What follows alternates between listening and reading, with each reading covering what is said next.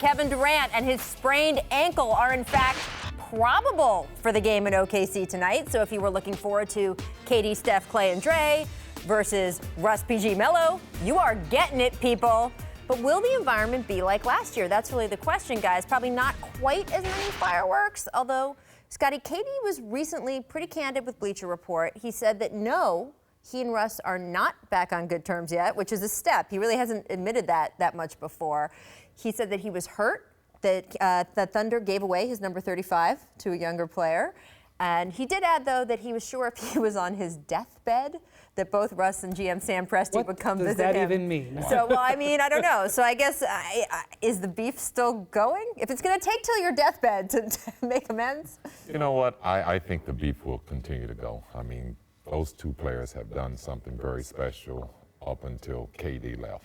And to see how that relationship broke apart, Russ is still suffering from it. So I don't think he will ever give in to that friendship. And I expect tonight's game to be as competitive as it has ever been because Russ feels now he's closed that gap a little bit. I feel like, Rachel, someday in the distant future when we all have gray hair, that I mean, you've got a few. I'm working on it. I'm working on it every day. That there will be a ceremony to retire number 35 in Oklahoma City, and that Kevin and Russ will be there, and they will hug, and they will say, "Can you believe what we did back then?" But that's in the future. That's not now. Brian, I hope you're right, but I disagree. Really? I think OKC is done with KD. I mean, this team was on the verge of winning a championship, probably at least getting past Golden State. Kevin Durant, his maturity, his growth, his development going into last season was all that they needed in OKC to get by Golden State. That wound is still bleeding. It's still bleeding, but I hope someday they get over it. But that day is not here. Whenever you have an event like this, Durant changing teams like this was one of the most incredible events of the NBA the last decade, and it's probably going to be a decade before all of the waves, stop from it. Scotty, when you think back to your era, which people are always like, oh, back then, guys, really, they meant it when they had beef or whatever. Have those wounds healed 20 years later, or not so much? I don't think so. They really never heal. I mean, I can look back at my years playing against the Pistons. Those wounds haven't healed yet. You know, the battles that we had taken, the hard fouls that we took, them throwing me into the cameras. I've never forgotten about those days, and it's something that, as a player, you have to live with, but you don't forget about those days, and you sort of keep that on your mind, and it's a little bit of a hate. You don't like that person anymore, and you're not going to change because time heals it. Time didn't heal those scars that I still see on my face. It hasn't been enough time.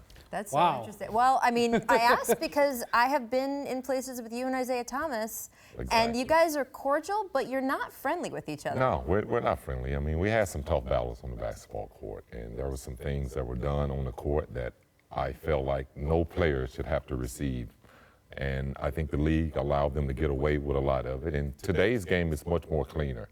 And, it's not guys that are trying to take out other players. And I felt like during that time, they were doing anything they could to beat us. What if Bill Laimbeer had called you a cupcake? Would you have felt good? I don't even want to go in there. Bill Laimbeer don't have a great relationship as wow, this is good stuff. Well, I mean, but your point is, so that's interesting because I think that we sit on the sideline and say, oh, they're all going to be friendly and the jersey retirement 20 years from now.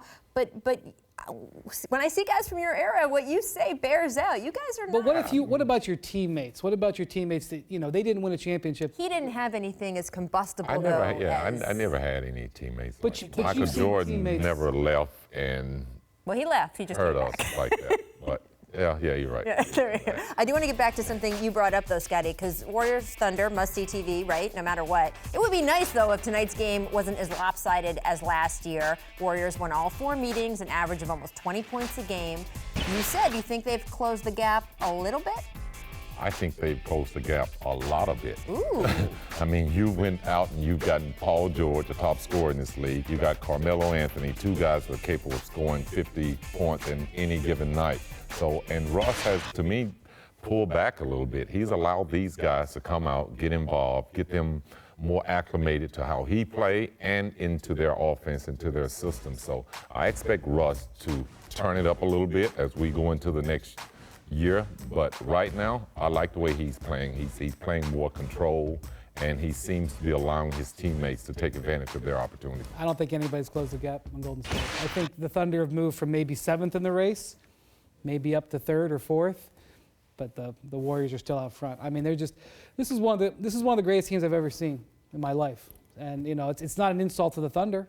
It's just It's an insult to my Bulls team. Well, I'd love to see him. I'd love to see you guys play. Okay, me too. Oh, there we go. One of the greatest teams. One of the greatest teams I've ever seen in my life. Thank you. I'm Clear that someone up. who was in college Now I've got in beef. Chicago. Let's Now fit you've got in. beef, which is you're not going to win that one. I was in college in Chicago watching your Bulls teams, as you know, so I will never make that mistake. But I will say, I think maybe they've closed it in terms of taking advantage of if something happens with the Warriors. And I don't just mean an injury. I mean, things go wrong, right? Guys foul out of games. Like there's things that go as you don't expect. If that happens, I feel like the Thunder are better poised to take advantage of that with not just the talent, but the experience of players on the floor. When I say that, I mean close the gap in terms of now the Thunder have guys who can put the ball in the basket.